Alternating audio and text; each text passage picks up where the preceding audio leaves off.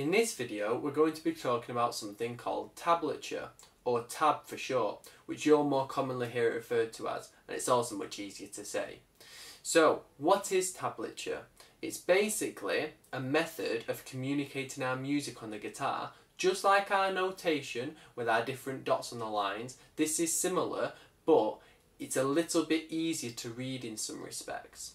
So how do we read it? As you can see, there's basically a series of lines and some numbers. Now, what do they mean? If you've noticed, how many lines are there? If you count them, we've got 1, 2, 3, 4, 5, 6 lines. Do we have 6 of anything on a guitar? That's right, the strings. So each one of these lines represents one of our guitar strings.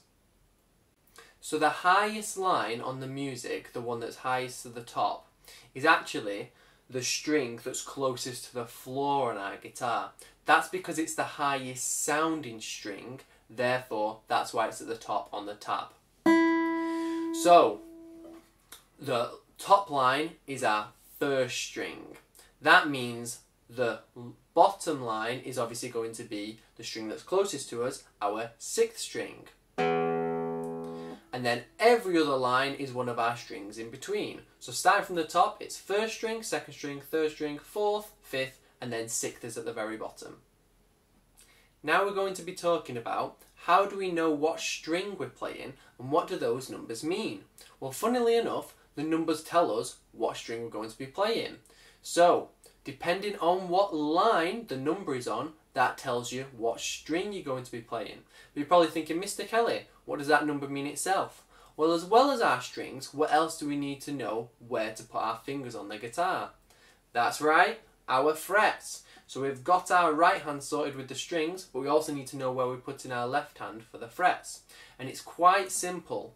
Basically, whatever number is written on the line, in this case, 0 on the top line, that means we're going to find the 1st string, and then that means we're going to play whatever fret the number says. So in this case, a 0 means we're going to play no frets, and we're going to play the open 1st string, like this. And if it said 1 on that top line, we'd play the 1st fret, like this. And then carrying on, 2 would be 2nd fret, 3 would be 3rd fret, 4 would be 4th fret, and so on. So the great thing about tab is that we can learn pieces and things that we might not have learnt yet in terms of our full notes, such as G and E, etc. But we can learn them because on tab, all of the strings, all of the frets are equal. So some find it a little bit easier to read in that sense. Now, there are some drawbacks of tab sometimes. If the rhythms aren't there, you have to know the piece to be able to play it, don't you? So they're a little bit difficult to work out just by looking at a piece without the rhythms alone. I'm going to put a little piece below.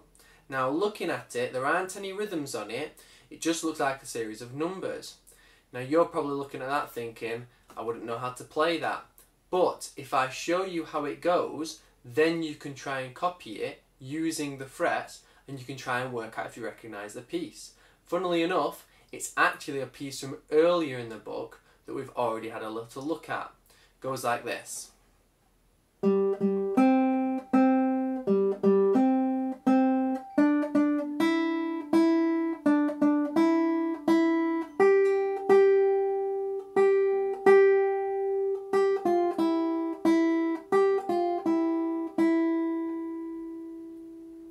So if you've already practiced that, you're going to know exactly what that is straight away, you'll recognise it. But if you don't worry, because the notes are there and now you've heard me play it, you can try and practice that using the tab. So now that we've had a little look at what our tab is, you might be able to use that to practice some riffs and pieces that we wouldn't have been able to otherwise play for quite a while. So I hope that was useful and hope you've got some pieces in mind that you can try and learn using that tab.